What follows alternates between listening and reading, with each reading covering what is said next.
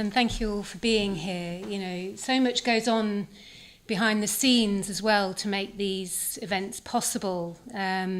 People making the tea, people on the door, and it's all volunteer work. It's all coming from people's hearts, actually, just wanting to give and wanting to share what they value. So thanks to the team as well for all our efforts, your efforts.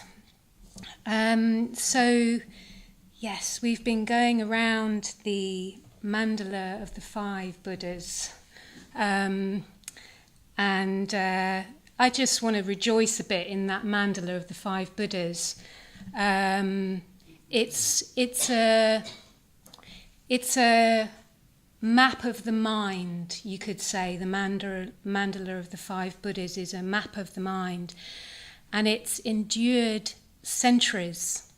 So practitioners over hundreds, I don't know how many hundreds of years, I think it's at least 600 or 700 years. A long time. And only things that are worth enduring endure. And it's endured because people have basically looked into their own hearts and into their own minds and their own experience.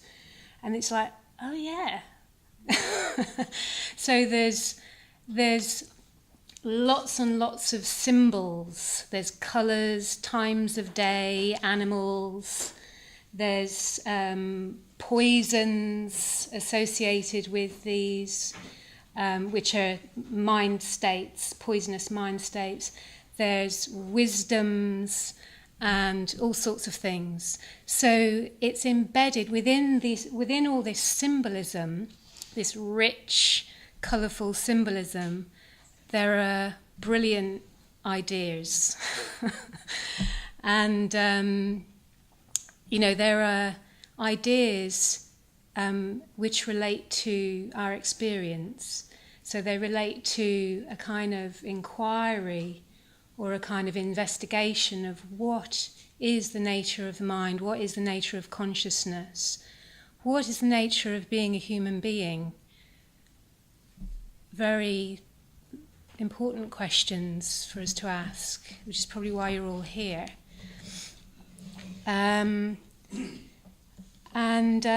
It's very much the sort of the carrot end of practice, if you know what I mean. So it's like is it a donkey that's led by a carrot? So donkeys love carrots. And they'll follow a carrot wherever a carrot goes. And this end of practice, the mandala of the 5 Buddhas and all the archetypal imagery, it's there to kind of seduce us. It really is there to seduce us and to gather, to attract us. It's rich and it's beautiful and it's there to attract us. For some of you, it's not going to do anything. It's just like, it might not turn you on at all. But for others of you, it will. And if it doesn't turn you on, there's plenty of other things in the Dharma that would. There's just so much to it. So this is one end of Dharma practice, which is to do with image, to do with richness and beauty. So what I wanted to talk about was just 3 things. 3 things about 3 things. Many things about 3 things. The first thing I'll talk about is this figure, the colour. So this is Amitabha, and Amitabha's colour is red. And I'll just say a few things from my notes here. So Amitabha is sometimes depicted as golden, but most of the time red. And it's a deep, rich ruby red. And it's the red, in this case, it's the red of love. It's also the red of passion, arousal, and desire.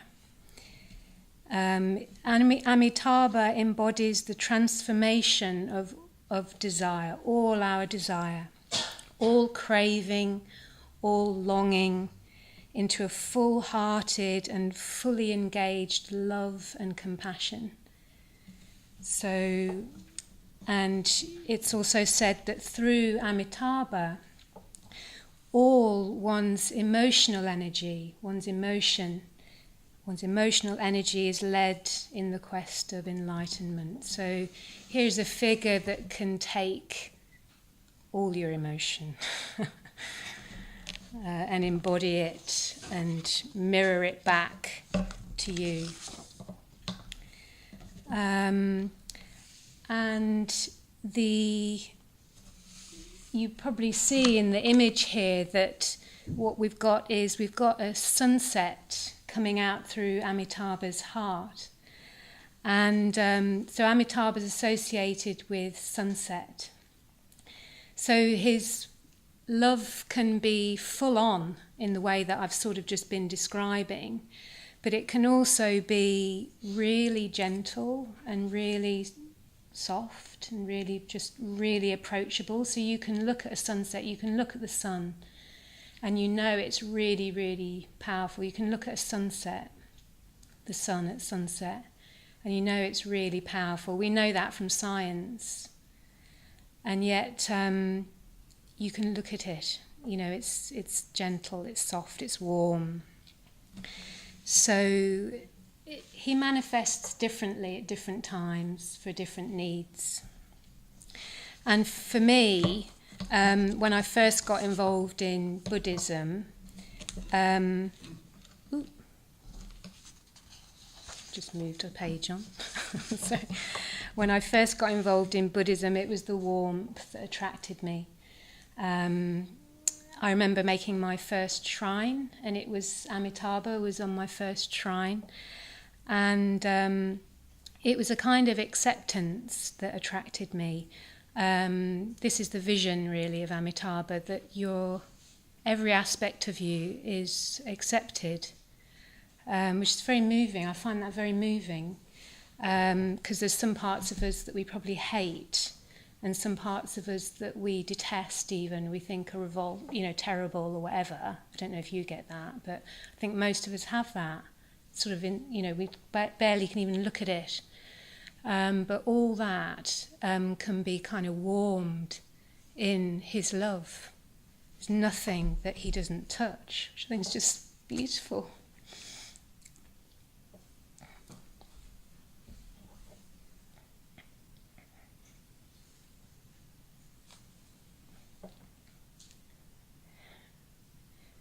And I think there's something very beautiful about that, and there's something radical about that.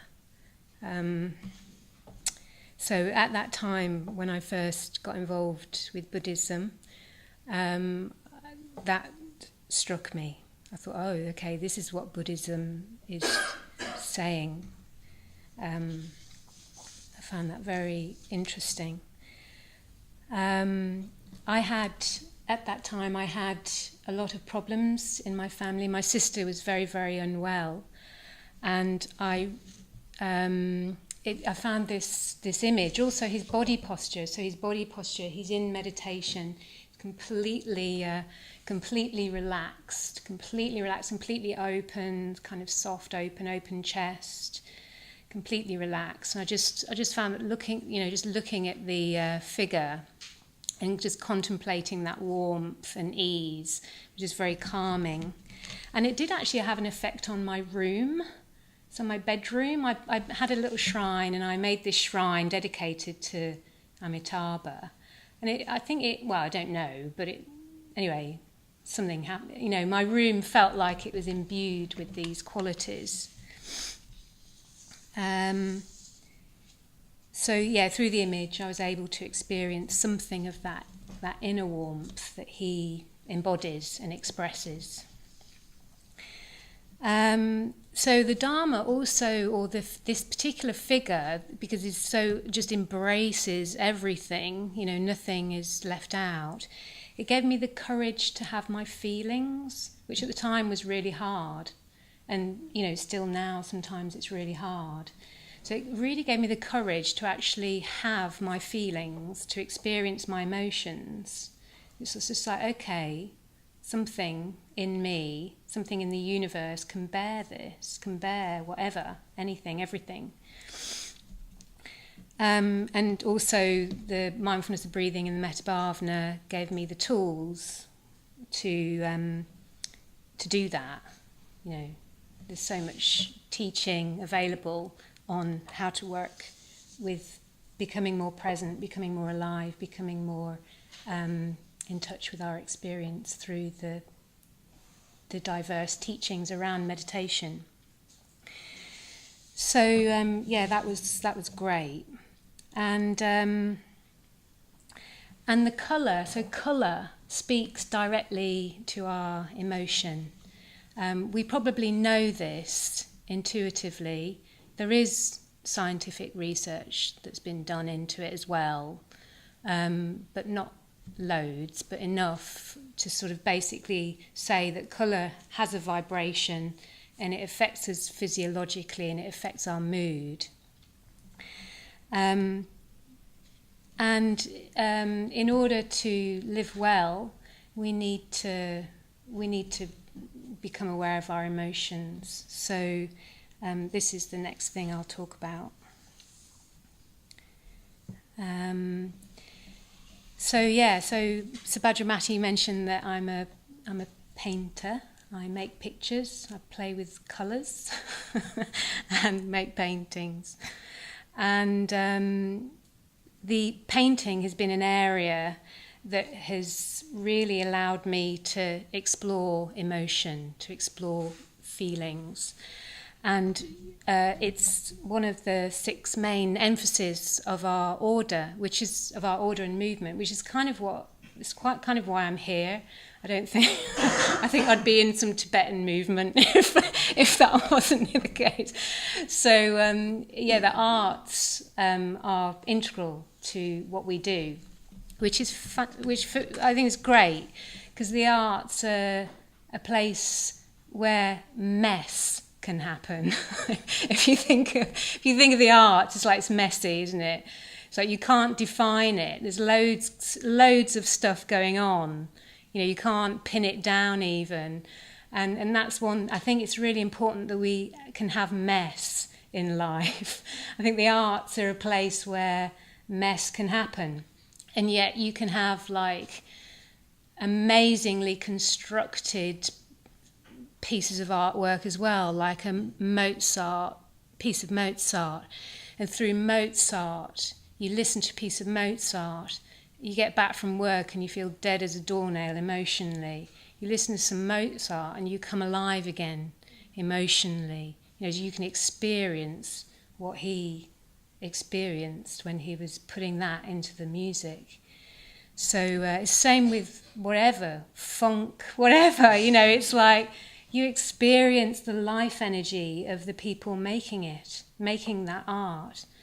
So it's really worthy of exploration, I think. And, you know, there's quite a lot of arts going on in the movement. So there's poetry and there's the visual arts and there's people, you know, leading workshops where you can go along and you can, in quite a safe place, kind of get in touch with who you really are. You know, that's one thing that I'm continually sort of struggling with, really. So I've got certain ideas about what I think I am, and they're completely distorted. You know, sometimes I think I'm, you know, like down in there. Sometimes I think I'm absolutely fantastic. It's just, you know, and it's like, you know, where there's not, you know, but through, you know, just making and doing, you really just get a sense, and meditation, you really get a sense of actually what's going on, what's actually there.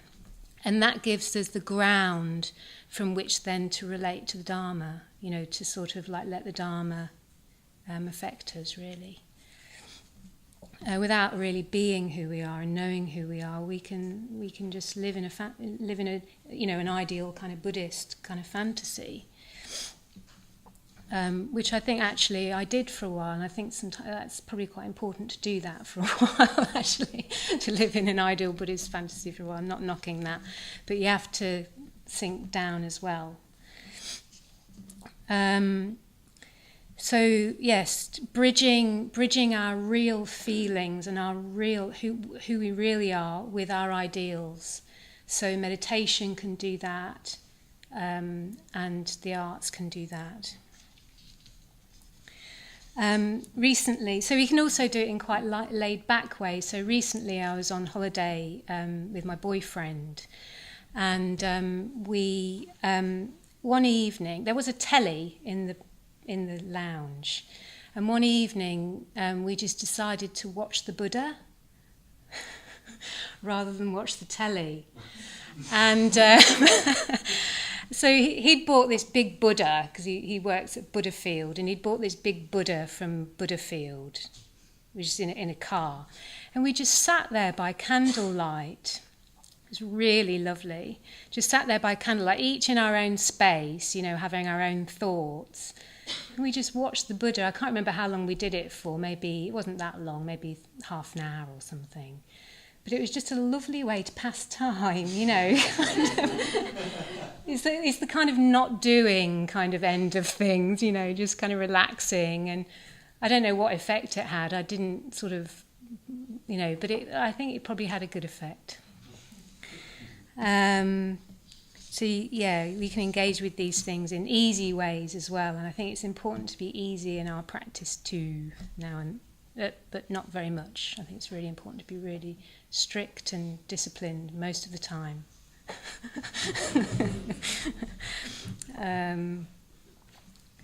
Yeah.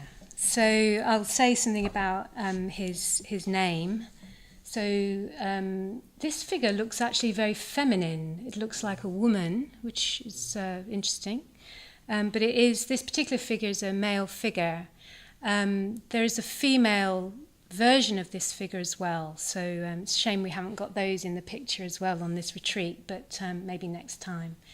But anyway, here's Amitabha. And his name means boundless light. So from the Buddhist perspective, we're going to go to the heights now. We're going to go to the heights and vision of what we could become.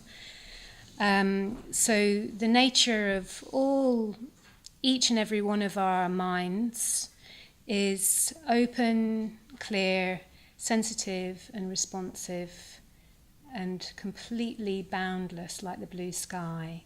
So this is what Buddhism tells us, that these qualities are what we are in our essential nature, that's what we are. And so with Amitabha, that boundlessness and that light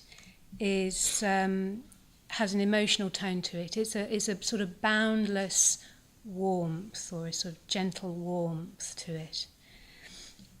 And so it's the light represents awareness or illumination. So it's sort of the illumination that comes through being aware.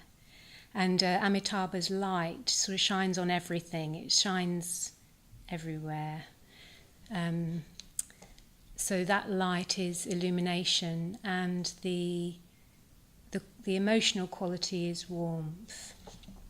So that kind of links into the two practices that we do here, both as beginners and, for many, many years, people continue practicing the mindfulness of breathing and the metta bhavana.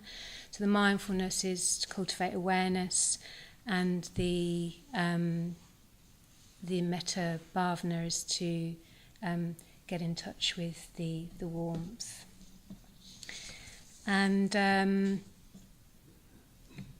yes, Amitabha's wisdom is a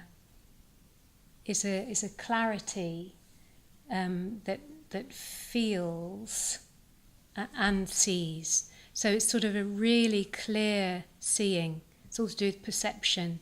So really clear perceiving. So completely clear. You'll all know that experience now and then. You just perceive things really clearly. Very simple.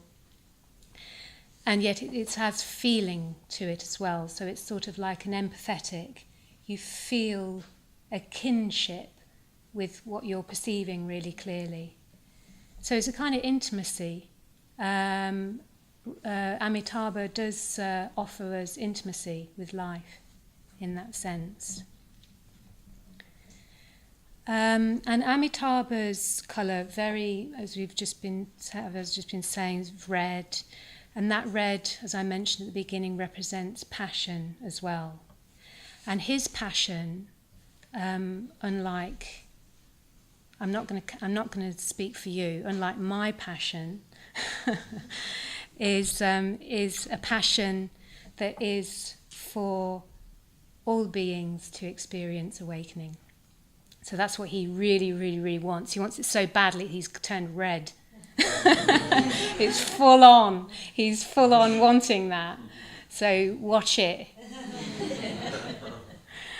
And we haven't got the peacocks in this painting, but we've had animals in all the other paintings. But the animals associated with Amitabha are peacocks, and this is where we're going to dive a bit deep. So peacocks can swallow poison. Okay, they can swallow snakes, poisonous snakes, without, and they do swallow snakes. They swallow them whole. So you didn't know that. Maybe you didn't know that, but peacocks do that. Have been seen to do that, and but they don't come to any harm by doing that. And the other day, I've got a little bag where I keep my kesa, this thing, and where I've got you get these when you get ordained, and I've got a kesa bag, and I haven't read this, I don't think, since I was ordained, and I just picked it out and I read it. It was just like, oh, so I'm going to read it to you. Only a peacock can eat poison, large or small amount. You cannot do it. And I'm not talking about you. This is a message where you see where you fit within this anyway. It felt like a personal message. Be easily satisfied, sparing idle conversations. Choose the humble part. Da da da da da. And it goes on a bit. But I just thought that's interesting. So, so we can't eat the poison, but there's this figure here that can. So what's he got that we haven't? We'll explore that in a minute. So for him, so Amitabha represents a clear seeing that doesn't turn away, that fearlessly penetrates everything, but that is also interpenetrated by everything. So there's no separation for him. It's just like he is the fabric of life. And he experiences no harm by having that intimacy with life in that way. So, something to reflect on maybe.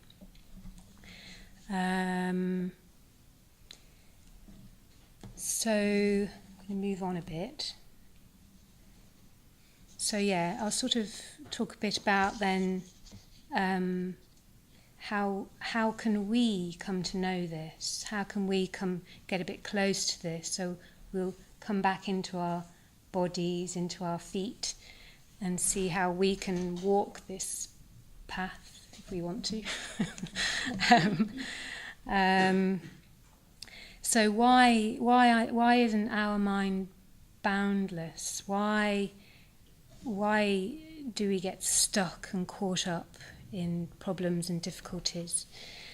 And the Buddha said that the reason for this is because the mind is veiled, the mind is covered by craving and aversion. So this is where it gets a bit grim, I'm afraid. But we're all in the same boat, so that makes it less grim. So, but actually it's not that grim, because underneath all that, the Buddha assures us that all that crap that we experience are just veils. It's not the real deal. The real deal is our essential nature, which is completely open, clear, luminous, boundless light, compassion. And we can tread this path. He said, the Buddha said that there is pain in life and there's joy in life. The only problem, right, this is the only problem.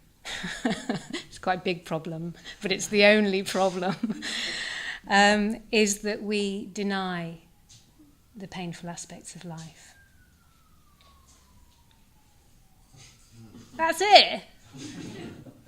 So if we were to live in accordance, if we were to allow there to be pleasure and pain in life, pleasure and pain, and to kind of live in alignment, to really have the courage to sort of explore, can I bear a bit more pain? To explore pain, to realise, maybe just inquire into it. Is it pain? Is pain actually pain? Or is, what happens when I take my mind into the experience of pain? Is it less painful than actually pushing it away? I don't know. It probably varies. Sometimes I think, anyway, there's lots that could be said about that. But so we're offered a path, which is a way of becoming, coming into relationship to both pleasure and pain.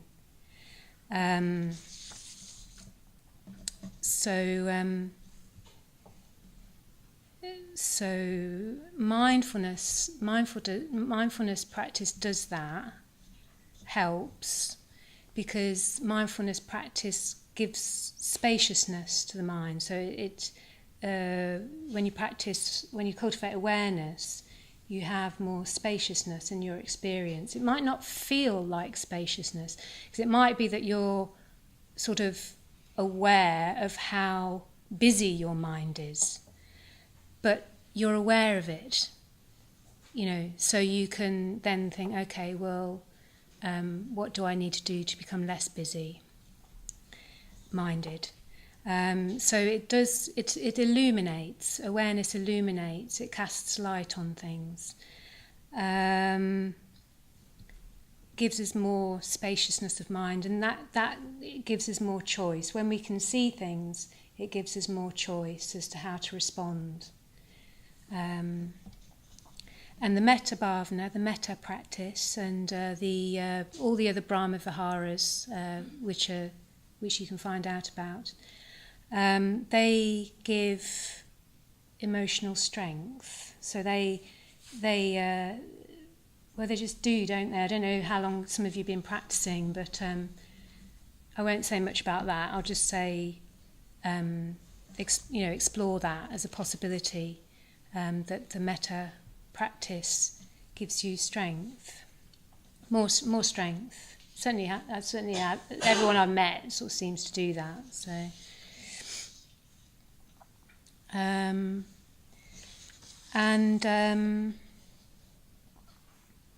yeah.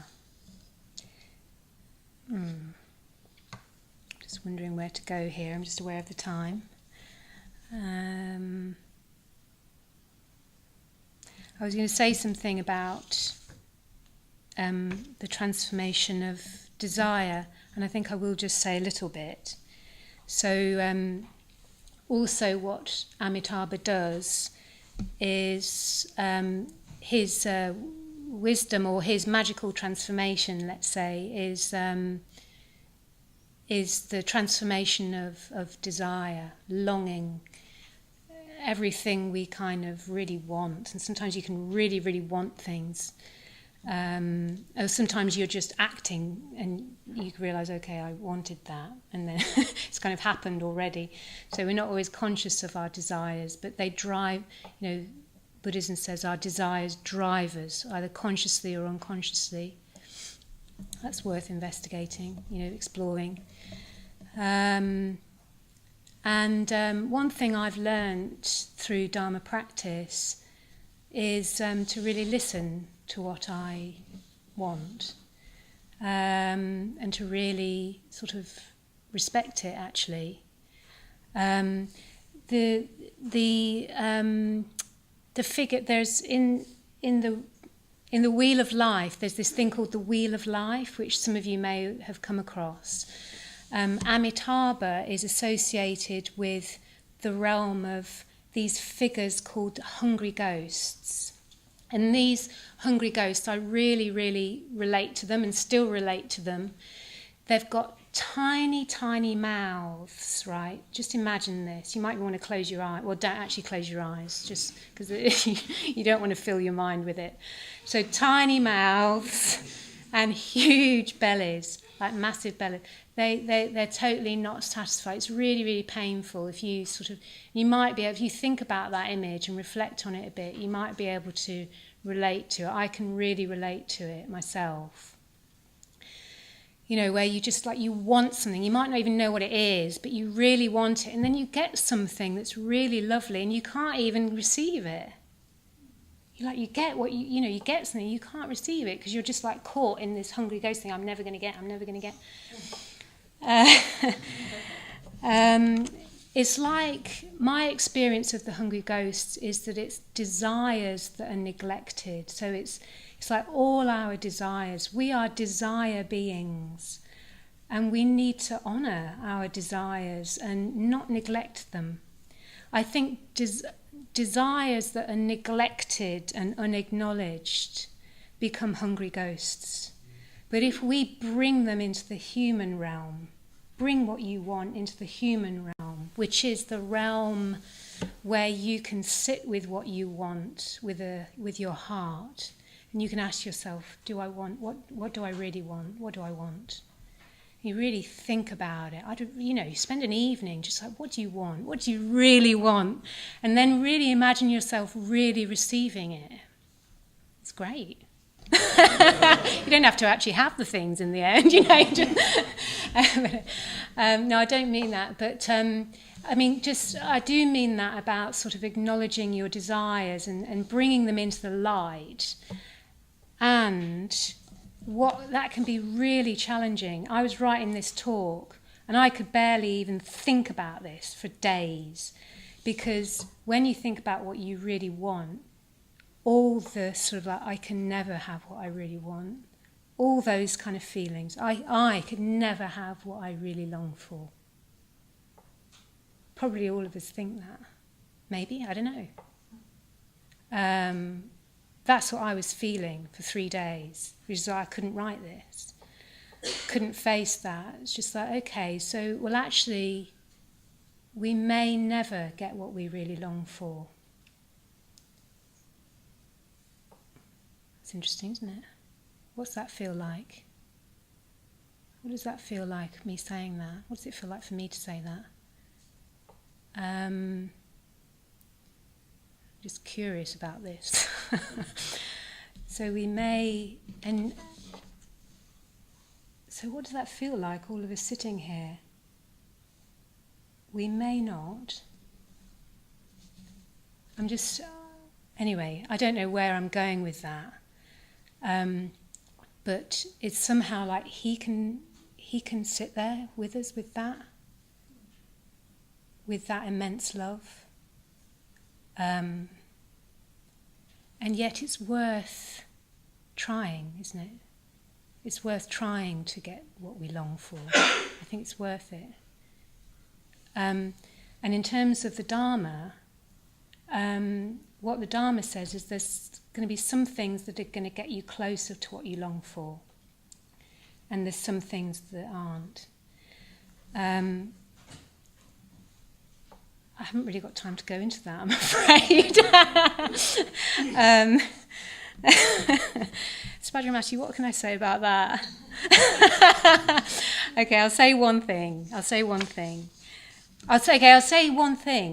which is, if you can, try and listen to a talk on free Buddhist audio by Maitreyi called the what's it called? The defects and dangers of samsara.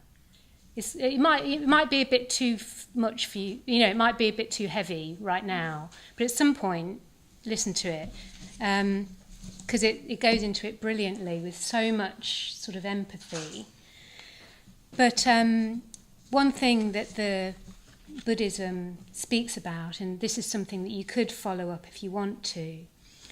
Buddhism speaks about these things called the three lakshanas, which is that all things are impermanent and all things are insubstantial.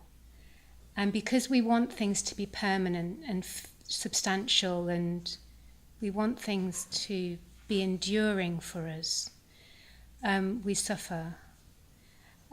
So the Dharma says that if we live in accordance with impermanence, then we can live. Well, what does the Buddha say? He says you can become awakened. You can become like that. It's a path. It's a long path, isn't it? And yet, on another level, there's no path in a sense. You know, it is on another level. You know, we can tap into this. You know, just stick a flower on your shrine and kind of receive that beauty, and in that moment you're restored. We're restored. So I'd like to end the evening with we'll dive deep. We'll dive deep again to end the evening. I'd like to read a poem, if I can find it, and we'll end by chanting the mantra. So I quite like this poem to be on film, but I quite like the lights to go down as well. We could have the lights down and just words on that film, can't we? Yeah. So if you want to get in your meditation posture, and I'll read this poem. This poem's by a great Buddhist teacher called Thich Nhat Hanh, who is a Buddhist monk and a Zen master. He was born in Vietnam, and during the war he worked to support the wounded. So, you know, he was in touch with a whole load of people who needed compassion. So this is a poem, and then at the end of the poem I'll start the mantra, and if you want to you can join in, and we'll just end the evening with a bell, and we'll just leave in silence. So the poem's called Please Call Me by My True Names.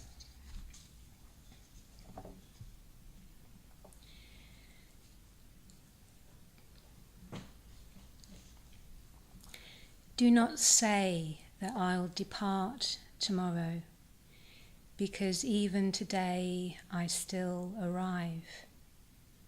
Look deeply, I arrive in every second, to be a bud on a spring branch, to be a tiny bird with wings still fragile, learning to sing in my new nest, to be a caterpillar in the heart of a flower, to be a jewel hiding itself in a stone. I still arrive in order to laugh and to cry, in order to fear and to hope. The rhythm of my heart is the birth and death of all that are alive. I am the mayfly metamorphosing on the surface of the river, and I am the bird which, when spring comes, arrives in time to eat the mayfly. I am the frog swimming happily in the clear pond, and I am also the grass snake who, approaching in silence, feeds itself on the frog.